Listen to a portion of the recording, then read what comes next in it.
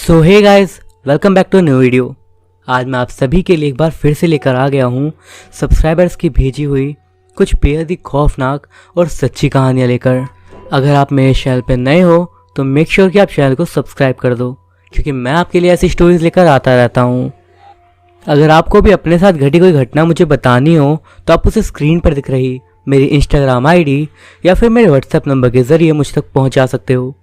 आपकी स्टोरी सुनाने में मुझे बहुत ही खुशी होगी। और इसी के साथ बढ़ते हैं आज की अपनी फर्स्ट स्टोरी की तरफ।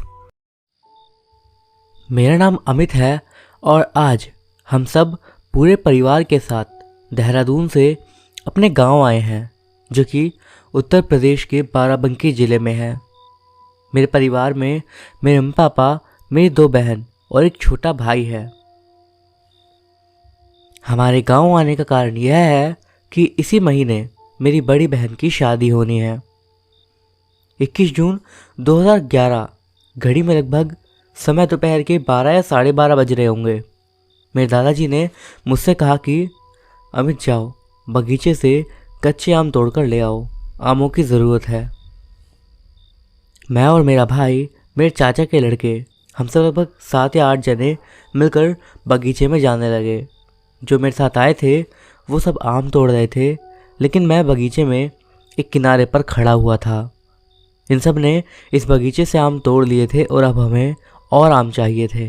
तो मेरे चाचा, जिनका बगीचा थोड़ी दूरी पर था, हम उसमें जाने लगे। अब वो दोबारा से वहीं पर आम तोड़ रहे थे, पर मैं अपने ही बगीचे में एक पेड़ के किनारे बैठा हुआ था। तभी एकदम से मुझे महसूस हुआ कि मेरे बराबर में कोई है और मेरा नाम लेकर कोई धीरे से बोल रहा है, अमित कब आए हो, ठीक हो? मैंने झटके से इधर उधर देखा, लेकिन मुझे कोई दिखा नहीं। पर मैंने सोचा गांव की कोई औरत होगी, क्योंकि ये आवाज़ किसी औरत की लग रही थी। खेतों में कहीं हो और मुझे दिखाई ना दी हो। यही सोचकर मैंने इस बात पर ज़्यादा ध्यान नहीं दिया।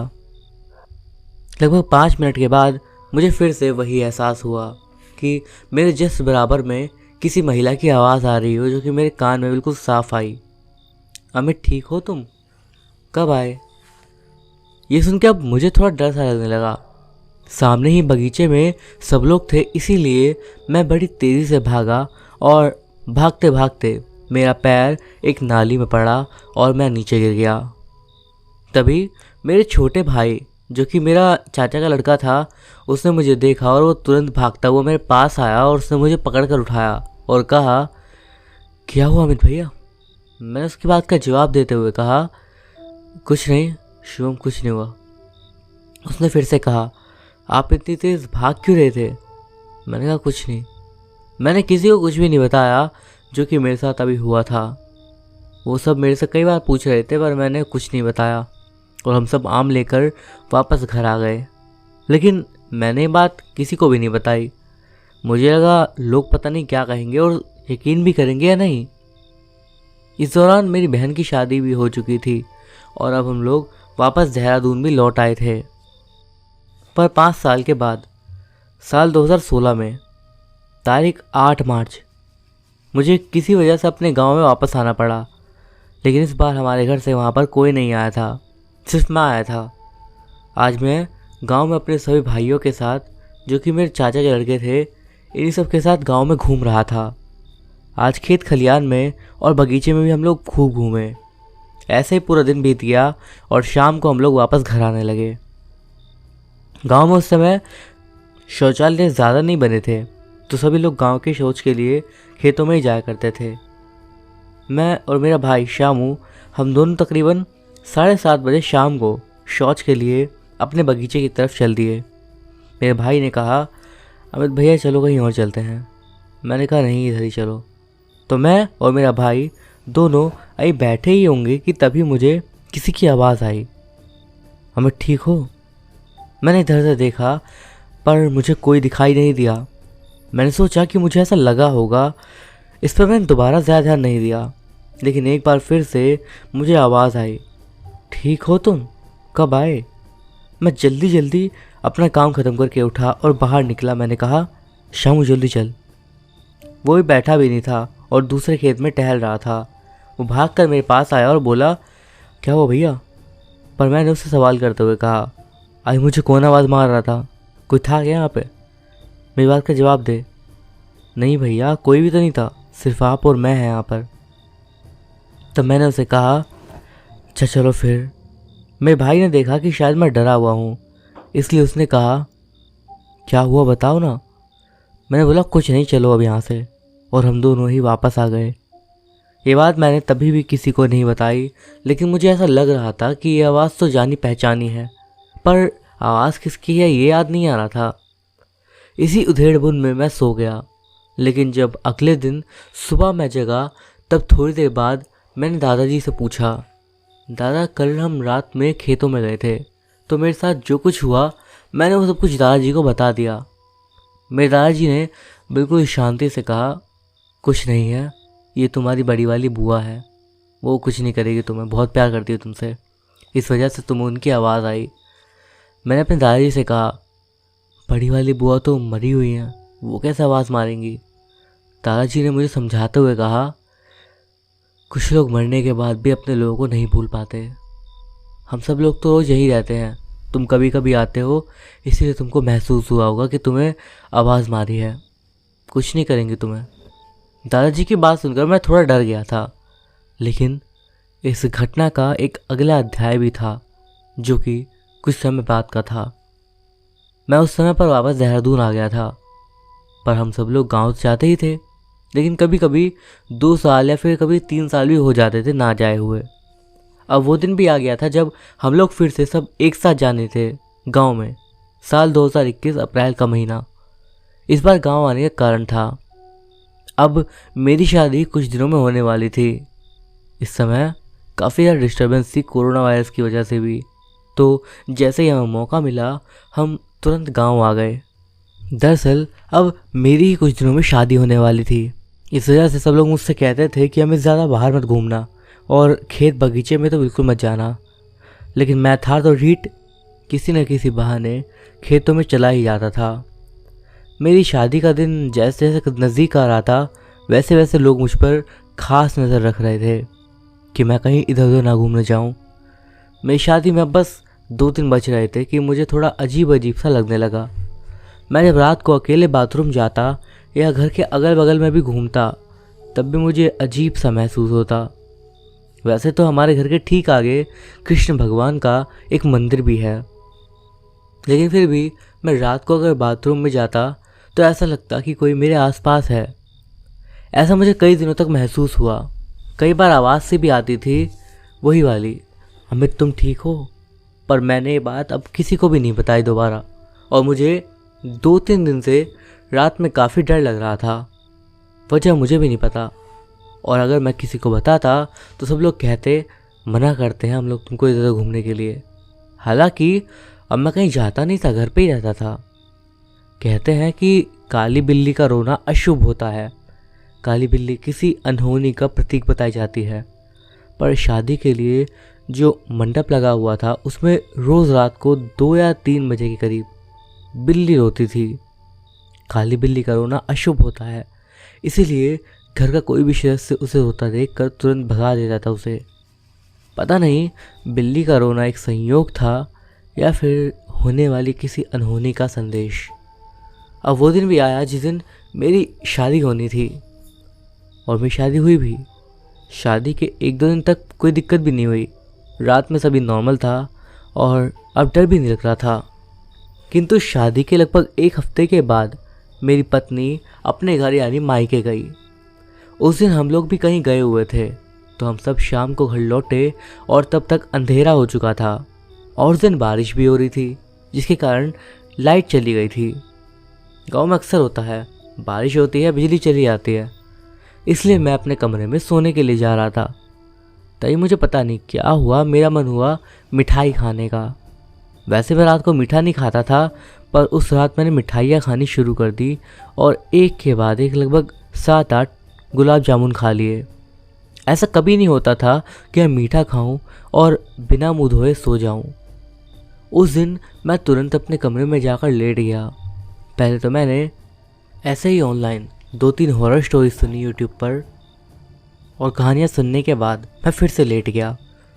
लेटे हुए मुझे लगभग 15 मिनट हो चुके थे, तभी मुझे ऐसा महसूस हुआ कि कोई महिला साड़ी पहने सज धज के बिल्कुल मेरे सामने खड़ी है। मुझे तुरंत याद आया कि मेरी पत्नी तो मायके गई हुई है, तो ये कौन है।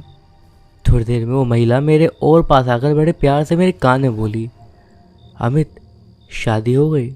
अच्छा ठीक है, तुम चलो, अब मैं तुम्हें लेने आई हूँ। चलो अमित मेरे साथ। मुझे कुछ समझ नहीं आ रहा था और मैं पूरी तरह उस समय नींद में था, पर जैसे ही मैंने सुना, एक झटके से मेरी सारी नींद कहीं गायब हो गई। मैं ये सब सोच ही रहा था कि तभी उस महिला ने मेरे सीने को बड़ी ज़ोर से दबा दिया और उसके बाद वो मेरे सीने पर चढ़ चुकी थी। मुझे लग रहा था मेरी जान अभी निकल जाएगी। मुझे कुछ समझ में भी नहीं आ रहा था। उस समय मेरे मुंह से आवाज़ तक नहीं निकल रही थी। मैंने हकलाते हुए 2-3 बार आवाज़ मारने की कोशिश करी, परंतु किसी ने नहीं सुना।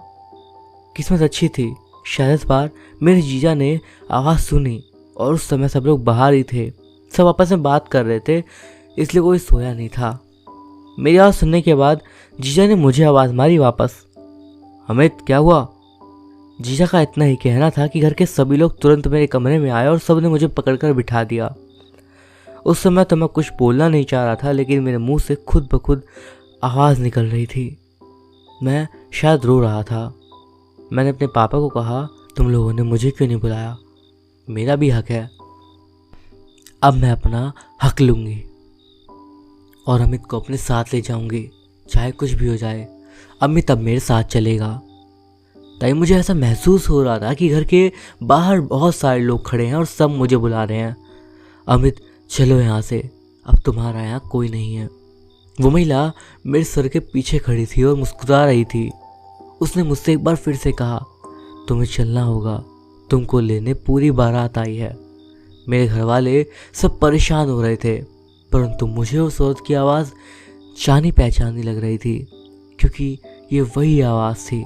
हाँ, फिर से वही आवाज़, किंतु वो कह रही थी, तुम्हें मेरे साथ चलना होगा। तभी मेरे घर वालों ने पास ही के एक बुजुर्ग व्यक्ति को बुला लिया, जो थोड़ा भूत प्रेत में झाड़ा वगैरह लगाते थे। उन्होंने कहा, यहाँ एक औरत की आत्मा थी, लेकिन इस समय वक्त नहीं है, अब वो जा चुकी है।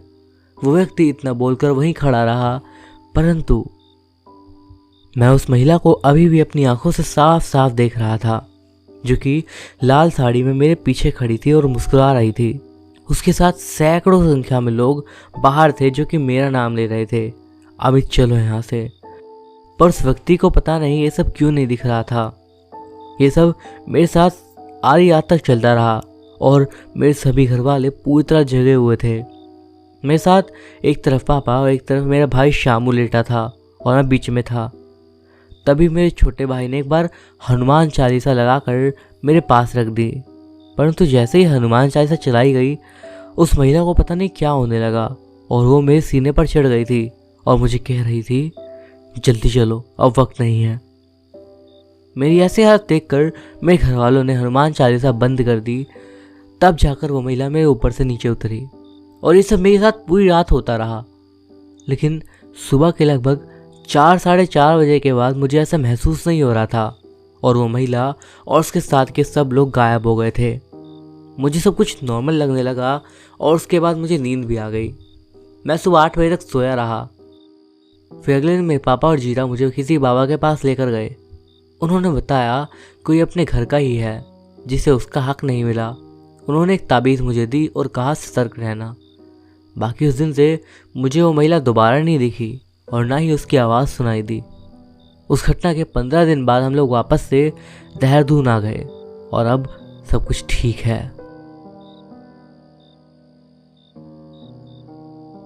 बात कुछ वर्ष पहले की है। मुझे नागपुर जाना पड़ा। मेरी बुआ की बड़ी बेटी की शादी थी। शादी का पूरा आयोजन नागपुर में ही था। पापा जा नहीं सके, इसलिए मेरी पत्नी सुनीता और मैंने नागपुर जाने का निश्चय करा। नागपुर जाने के लिए मैंने अपनी निजी कार का इस्तेमाल करा। ऑफिस से आने के बाद हमने पूरी तैयारी करी और रात 10 बज गए। जबलपुर से नागपुर का रास्ता लगभग 5-6 घंटे का है। गर्मी के दिन थे, इसलिए हमने जानबूझ के रात का सफ़र चुना, जिससे गर्मी से परेशान ना होना पड़े। लगभग 2 बज रहे थे और मुझे बहुत ही नींद आ रही थी, जिसकी वजह से मुझे झपकियाँ भी आने लगी। गाड़ी के बाहर घुप अंधेरा था। सड़क पर इक्का दुक्का वाहन के अलावा कुछ नहीं दिख रहा था। आगे एक पुल बन रहा था, इसीलिए हमने डाइवर्जन का इस्तेमाल करा। कुछ दूरी पर जाकर हमें सड़क के बारे में कुछ खास समझ में नहीं आ रहा था। डामर की रोड ख़त्म हो चुकी थी और कच्ची सड़क शुरू हो चुकी थी, और आसान शब्दों में कहूँ तो हम लोग भटक चुके थे। अंधेरा होने की वजह से कुछ समझ में भी नहीं आ रहा था। उसी समय पर हमारी गाड़ी पंचर हो गई। अब हम लोग और डर गए। चारों तरफ खूब अंधेरा, कीट पतंगों की आवाज़ आ रही थी और पेड़ों के हिलने की सरसराहट महसूस हो रही थी, जिससे किसी के चलने का भ्रम महसूस हो रहा था। फ़ोन में तो सिग्नल थे ही नहीं। गाड़ी के टायर बदलने की मेरी हिम्मत बाहर देखकर जवाब दे रही थी। तभी मुझे एक रोशनी दिखाई दी। शायद वहाँ पर कोई हो। ये सोचकर मैंने मेरी पत्नी को गाड़ी में छोड़कर उस रोशनी की दिशा में जाने का फैसला करा, पर सविता ने भी साथ चलने की जिद करी और हम दोनों एक साथ रोशनी की ओर चल दिए। रोशनी एक घर के बाहर टंगे एक लालटेन से आ रही थी। हमें थोड़ी सी राहत महसूस हुई। हमने दरवाजे पर दस्तक करी, पर भीतर से कोई आवाज़ नहीं सुनाई दी। बार बार दरवाज़ा पीटने पर भी अंदर से कोई आवाज़ नहीं आई। तब अचानक दरवाज़ा धीरे से खुल गया, लेकिन अंदर कोई दिख नहीं रहा था। मैं डर गया, पर सविता ने कहा कि शायद दरवाज़ा अंदर से बंद ही नहीं था। नैतिकता के आधार पर हमें बाहर ही इंतज़ार करना चाहिए था, पर डर और परेशानी की स्थिति में नैतिकता को भूलते हुए हम लोग अंदर चले गए। अंदर कोई भी नहीं था। एक खाट रखी हुई थी, कुछ चादर, धूल की परत हर तरफ बिछी हुई थी। ऐसा लग रहा था जैसे कई सालों से कोई आया ही ना हो यहाँ पर। हमने दरवाजे को बंद कर, धूल साफ कर वहीं पर बैठकर लालटेन जलाने वाले का इंतज़ार करने लगे।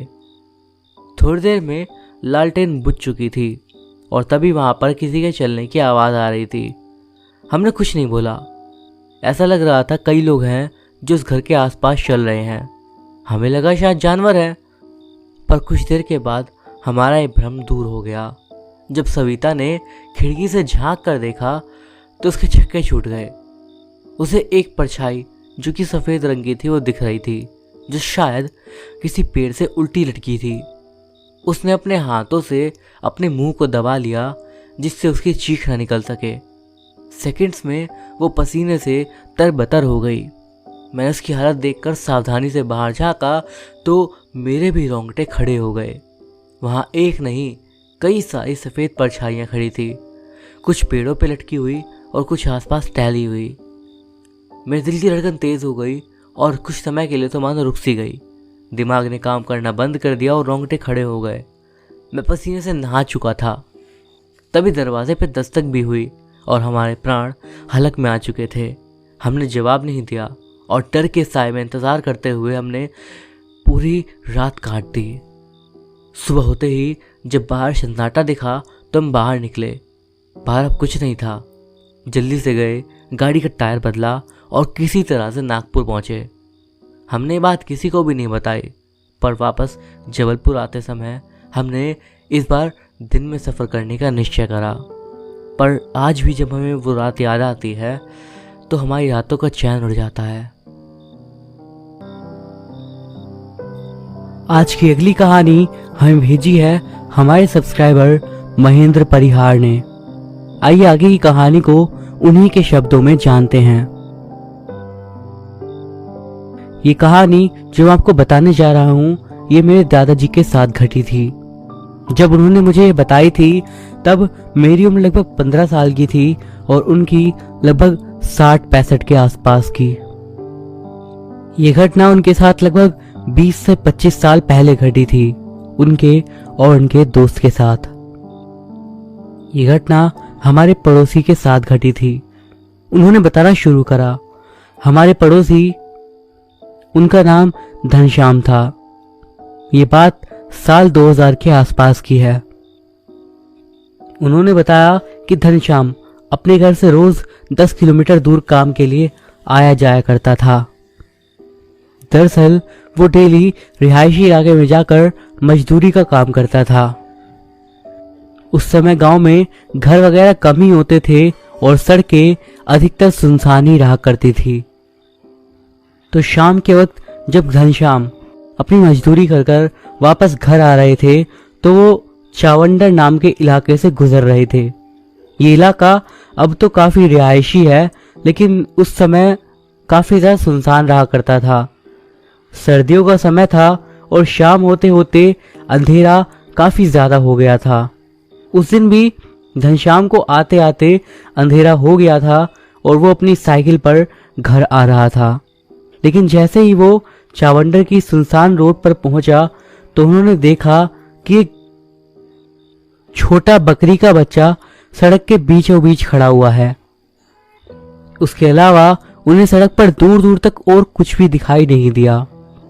अब उन्होंने पता नहीं क्या सोचकर साइकिल को रोका और सोचा कि क्यों ना मैं इस बच्चे को अपने साथ ही ले जाता हूं, वरना कहीं कोई बड़ा जानवर आकर इसके साथ कोई अनहोनी ना कर दे।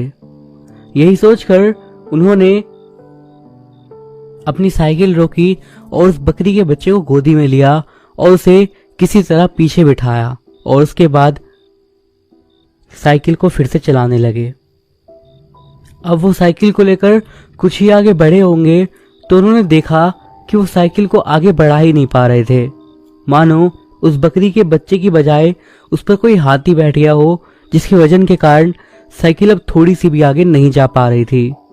फिर से उन्होंने काफी मेहनत करके साइकिल को थोड़ा और आगे लिया और बहुत हिचकिचाते हुए जब उन्होंने पीछे देखा तो हैरान रह गए कि उनकी साइकिल पर पीछे कोई बैठा ही नहीं था। उनका सारा शरीर डर से कांप उठा और वो भागकर जैसे तैसे करके अपने घर पहुंचे और डर के मारे उन्हें फौरन बुखार हो गया। उसने ये बात अपने सारे दोस्तों, घर वालों और अपने पड़ोसियों यानी कि मेरे दादाजी को बताई तो सब लोग दंग रह गए। मेरे दादा ने मुझे कहा कि इस घटना के लगभग 21 या 22 दिन बाद ही उनकी मौत हो गई। क्या था इस घटना के पीछे का कारण, ये बात तो आज तक भी किसी को नहीं पता, पर इस घटना ने एक शख्स की जान असल में ले ली। डेविड जापान के स्कूल में पढ़ने वाला एक लड़का था। उसकी उम्र 15 साल थी। वो हर रोज पैदल ही स्कूल आता और जाता था। अपने स्कूल से घर लौटते वक्त रास्ते में एक बड़ा सा घर पड़ता था जो कि सालों से खाली पड़ा हुआ था। अपने बचपन से लेकर अब तक डेविड ने कभी भी उस घर में किसी को भी आते जाते नहीं देखा था। एक दिन हुआ ये कि डेविड हमेशा की तरह वापस अपने घर जा ही रहा था कि तभी उसकी नजर उस घर पर पड़ी।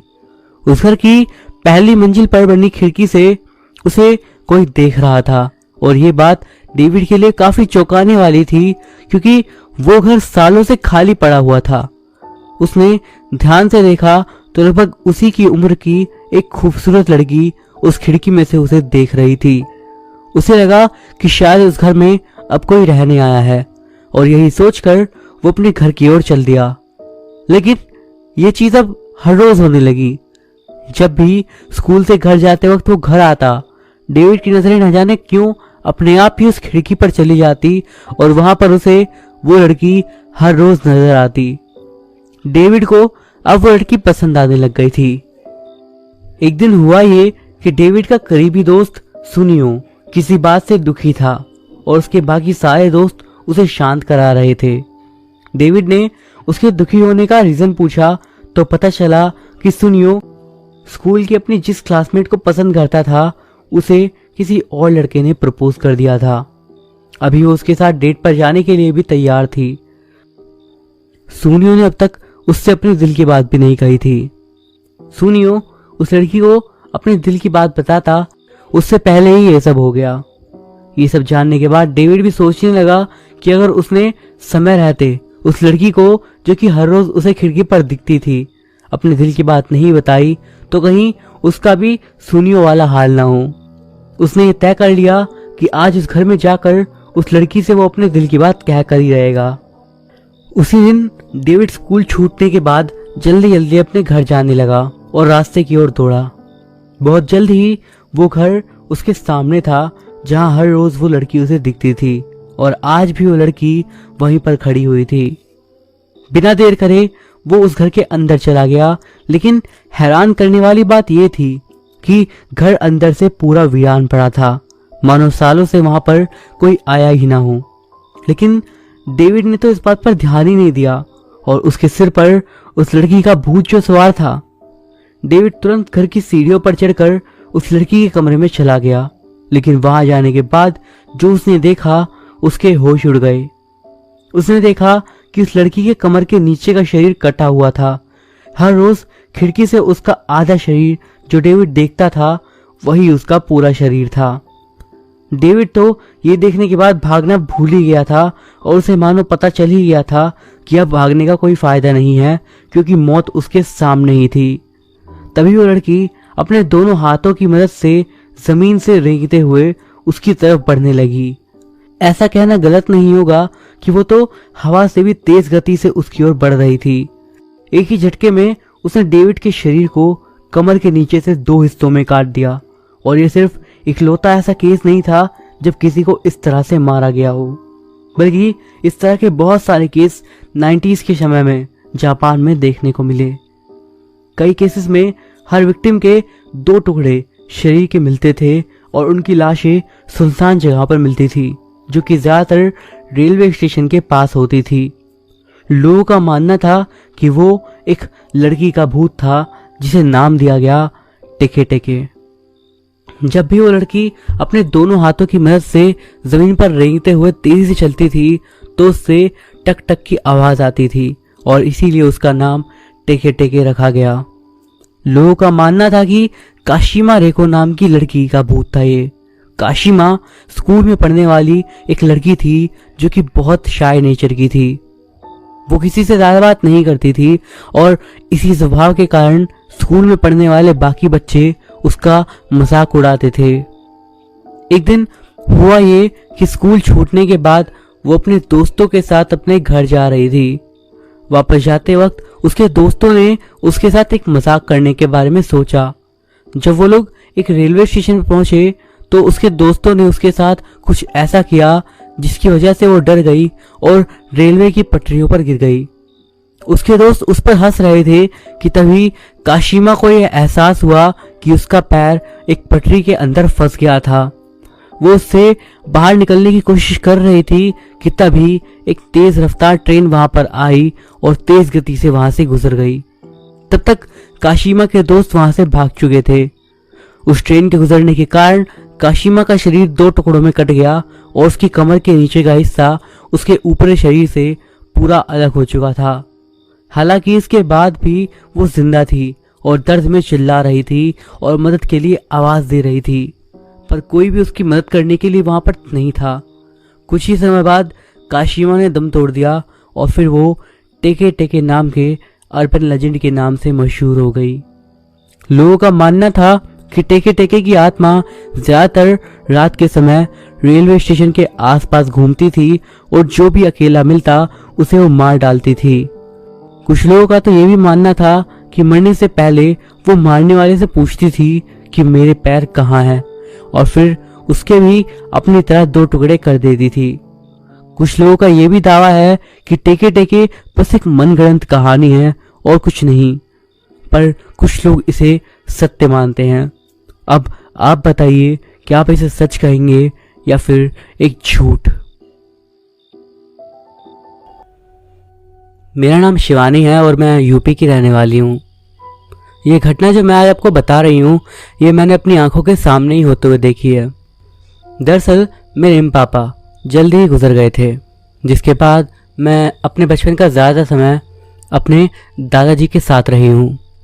मेरे दादाजी लखनऊ में रहते हैं। लखनऊ में रहते हुए ही बचपन में ही मेरी एक दोस्त बन गई थी जिसका नाम था जिया। जिया भी अपने दादाजी के साथ ही रहती थी। उसके पापा के बीच में कुछ अनबन थी जिसके कारण वो अपने दादाजी के साथ रहती थी। उसके पापा उसे छोड़कर चले गए थे। हम दोनों में ही काफ़ी ज़्यादा समानताएं थी, इसलिए हम दोनों अच्छी खासी दोस्त बन गई। जो जिया थी वो दिखने में काफ़ी कमज़ोर लगती थी। ऐसा भी लगता था कि उसे खाने पीने के लिए काफ़ी कम मिलता था।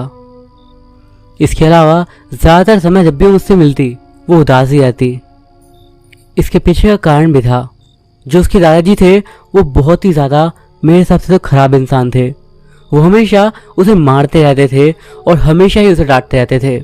वो ये नहीं देखते थे कि वो कब किसके सामने है, बस उसे वहीं पर किसी के भी सामने वो मारते और कुछ भी करते। मुझे याद है एक दिन की बात है, मैं अपने रूम में बैठकर अपना होमवर्क कर रही थी। उस टाइम पर मुझे बाहर से कुछ आवाज़ें सुनाई दी, तो मैं सोचने लगी कि आखिर ये आवाज़ें किसकी हैं। बट थोड़ी देर में जब ये आवाज़ें और तेज़ हुई तो मैं पहचान गई कि और किसी की नहीं बल्कि जिया के दादाजी के चिल्लाने की आवाज़ थी, जो कि उसे हमारे घर के बाहर ही भरी पब्लिक के सामने काफ़ी बुरी तरीके से मार रहे थे। आसपास के सारे मोहल्ले वाले इस नज़ारे को देख रहे थे। कुछ थे जिन्होंने आगे बढ़कर उसके दादाजी को संभालने की भी कोशिश करी, बट वो बेहद अलग किस्म के इंसान थे और उन्हें दुनिया जहान से कोई मतलब नहीं था। जो भी उन्हें समझाता या उन्हें रोकने के लिए उनके पास जाता, वो उन्हें गंदी गंदी गालियां देते और उल्टा उन्हें मार भी देते। वो सीधा बोलते अगर कोई उनके और उनकी पोती के बीच में आया तो वो उसे भी बहुत बुरी तरीके से मारकर छोड़ेंगे। इसी वजह से आसपास के मोहल्ले वाले भी कभी जिया को उनसे बचाने की कोशिश अब नहीं करते थे। उसके कुछ समय के बाद, एक घटना के बाद, मुझे अपने दादाजी से काफ़ी डांट पड़ी और उस समय मैं सोचने लगी कि जब मुझे डांट पड़ने पर ऐसा लगता है तो जिया की मनोस्थिति क्या रहती होगी जब उसके साथ इतना बुरा सलूक होता है। तब मैं जिया के पास गई और मैंने उससे कहा कि मुझे यहाँ से दूर जाना है। हम दोनों सहेलियों की एक जगह थी। हमारे सोसाइटी के पास में ही एक अपार्टमेंट था जो कि काफ़ी लंबे समय से एकदम सुनसान था, जो कि अब अबैंडन कर दिया गया था। तो उसके जो सबसे ऊपर वाला फ्लोर था, यानी कि इसकी छत, वहाँ पर जिया और मैं अक्सर जाया करते थे। वहाँ हम बैठते और एक दूसरे से अपनी बातें शेयर करते। जिया काफ़ी दुखी रहती थी उसके दादाजी के उसकी तरफ व्यवहार से और इस बात से कि उसके पापा उसे छोड़कर चले गए। जिस दिन भी जिया के साथ कुछ बुरा होता उस दिन वो एक डायरी में ये सारी बातें लिखती और उस डायरी को उसी अपार्टमेंट की छत पर जो एक पुरानी पड़ी अलमारी थी उसके अंदर रख देती थी। दरअसल वहाँ पर कोई नहीं जाता था हम दोनों के अलावा, इसीलिए उसकी वो डायरी भी वहाँ पर हमेशा सिक्योर रहती थी। उस डायरी में वो क्या लिखती थी ये मैं कभी भी नहीं देखती थी, क्योंकि मुझे तो यही लगता था कि वो बस उसमें अपनी फीलिंग्स को एक्सप्रेस कर रही है। धीरे धीरे समय बीतता गया और जब मैं कॉलेज में आ गई तो मेरा एडमिशन एक दूर के कॉलेज में हुआ, जिस वजह से मैं लखनऊ से बाहर चली गई। अब कॉलेज की कुछ पढ़ाई करने के बाद जब मुझे वैकेशंस मिली तब मैं वापस लखनऊ में आई। उस टाइम पर मुझे जिया के बारे में कुछ ऐसी बातें पता चली जिसके बाद से मैं हमेशा से उससे डरती हूँ। दरअसल जब मैं वापस आई तो मुझे अपने दादाजी से पता चला कि उसने अपनी पढ़ाई वगैरह छोड़ दी है और आजकल वो बेहद अजीब तरीके से रहती है। सेम सोसाइटी में रहते हुए भी अब हमारा मिलना नहीं हो पा रहा था, तो एक बार मेरा मन जब बेचैन सा हुआ तो मैंने सोचा कि मैं उसके घर पर जाकर उससे मिल लेती हूँ। तब उसके घर जाने के लिए जब मैं उसके अपार्टमेंट में गई तो जब मैं सीढ़ियों पर पहुंची तभी मुझे किसी के रोने चिल्लाने की आवाज़ आने लगी और पता नहीं हो ना हो मेरे अंदर से ये बात आ गई थी कि शायद उसके दादाजी को कुछ हो गया है। जब वहाँ पहुंची तो बात यही थी, उसके दादाजी की डेथ हो गई थी और मुझे लग रहा था कि शायद वो नॉर्मली बूढ़े होने की वजह से ही मरे हैं। बट फिर मुझे पता चला कि वो इस वजह से नहीं बल्कि सुसाइड करने की वजह से मरे हैं। और यही नहीं, उनकी बॉडी पिछले कई दिनों से लटकी हुई थी, मतलब उनका शरीर सड़ चुका था, अब तक उन्हें ढूंढा गया। जिया कुछ दिनों के लिए शहर से बाहर गई हुई थी। सभी लोग इस बात को जानकर बेहद ज़्यादा हैरान थे, क्योंकि सोसाइटी में सब लोग जानते थे कि वो ऐसे आदमी बिल्कुल भी नहीं थे जो कि इस तरह का कदम उठाएं, वो भी अपनी पूरी अच्छी खासी ज़िंदगी जीने के बाद। जिया को वापस आने में थोड़ा समय लग गया और जब अब वो वापस आई तब मेरी उससे मुलाकात हुई और हे भगवान, जब अब मैं उससे मिली तो बिल्कुल ही पहचान में नहीं आ रही थी। जैसे वो पहले थी वो बिल्कुल बदल चुकी थी, उसका रंग रूप बिल्कुल तरीके से बदल चुका था। मैं उससे बात कर रही थी ताकि उसे दिलासा दे सकूं, उसे सांत्वना दे सकूं, बट ऐसा लग रहा था कि उसे तो उसके दादाजी की मौत से फर्क ही नहीं पड़ा। इनफैक्ट वो खुश थी। और उसके बाद जो उसने बोला मैं हैरान रह गई, काश वो पहले मर चुके होते। जब उसके मुंह से मैंने ये बात सुनी तो मैं उससे और कुछ नहीं बोल पा रही थी। हम लोग इतने टाइम के बाद मिले थे, तब भी हमारे पास बात करने के लिए कोई टॉपिक नहीं था। अब ये बात हम वहीं पर कर रहे थे, अपने पुराने वाले उस अपार्टमेंट की छत पर ही। इसके बाद जब थोड़ी देर तक हम दोनों ही बिल्कुल शांत रहे तो जिया ने बोला कि उसे कुछ काम है और वो वहाँ से चली गई। मैं वहाँ पर अकेले ही बैठी रही और अब मेरे माइंड में याद कि आखिर जिया के साथ हुआ क्या था कि वो इतनी ज़्यादा बदल चुकी थी। कुछ सोच के मैं उस पुरानी अलमीरा की तरफ बढ़ चली, इस उम्मीद में कि शायद मुझे वो डायरी अब भी मिल जाएगी जो कि जिया तब लिखा करती थी, या फिर शायद आज भी लिखती हो। लेकिन जैसे ही मैंने वो अलमारी का गेट खोला मेरे होश उड़ गए। उस अलमारी का गेट खोलते के साथ ही मुझे सामने एक कागज, लकड़ी, कपड़े की बनी हुई एक गुड़िया दिखी जो कि बिल्कुल उसी तरीके से लटकी हुई थी जैसे किसी को फांसी में लटकाया जाता है। इसके अलावा वो गुड़िया एक बूढ़े आदमी के रूप में बनाई गई थी और उसके ठीक नीचे रखी थी जिया की डायरी। ज़्यादा कुछ ना सोचते हुए मैंने उस डायरी को उठा लिया और उसे खोलकर अब मैं पढ़ने लगी। और तब जो चीज़ें मैंने पढ़ी मैं हैरान रह गई। उसकी डायरी में एक गुड़िया के जरिए किसी को मरवाने का टोटका या फिर विधि कह लो लिखी हुई थी, जिसमें लिखा था कि उस गुड़िया के साथ जो भी करा जाएगा, जैसे उसे मारा जाएगा, वो असली इंसान भी बिल्कुल उसी तरीके से मर जाएगा। और तब उस गुड़िया को देखकर मुझे तुरंत ही उसके दादाजी की याद आ गई। मेरी रूह एकदम से कांप गई थी। मैं समझ गई थी कि इतने दिनों से आखिर यहाँ पर चल क्या रहा था। बट तभी मुझे अपने पीछे से एक आवाज़ आई। मैं पीछे मुड़ी तो अब उस जगह के नए जो वॉचमैन आए थे वो थे वहाँ पर। उन्होंने मुझसे पूछा कि मैं वहाँ पर क्या कर रही हूँ। मैंने कहा कि मैं बस देखने आई थी और मैं जा रही हूँ। दरअसल वहाँ पर पहले कोई वॉचमैन नहीं था। इसके बाद मैंने जिया की डायरी वहीं पर वापस रख दी जैसे ही मैंने उसे कभी देखा ही ना हो। बट इसके बाद जिया को देखने का मेरा नज़रिया बिल्कुल बदल गया था, क्योंकि उस डायरी में ये भी लिखा था कि वो आने वाले समय में अपने मम्मी पापा पर भी ये चीज़ें ट्राई करेगी जिन्होंने उसे छोड़ दिया। इसके बाद मैं जिया से जब भी मिलती कम ही मिलती और उससे बात काफ़ी कम करती, क्योंकि मेरे मन में अब हमेशा उसके लिए ऐसे ही ख्याल आते थे। तो दोस्तों ये थी हमारी आज की कहानियाँ। वीडियो आपको कैसा लगा मुझे कमेंट्स के ज़रिए ज़रूर बताइएगा। पसंद आया हो वीडियो तो एक लाइक ज़रूर करिएगा। इस वीडियो पे एम करते हैं 200 लाइक्स के लिए। आई होप आप इतना पूरा कर सकते हो मेरे लिए। मैं अभिषेक मिलता हूँ आपसे अगली वीडियो में कुछ और ऐसे ही स्टोरीज के साथ। तब तक के लिए बाय।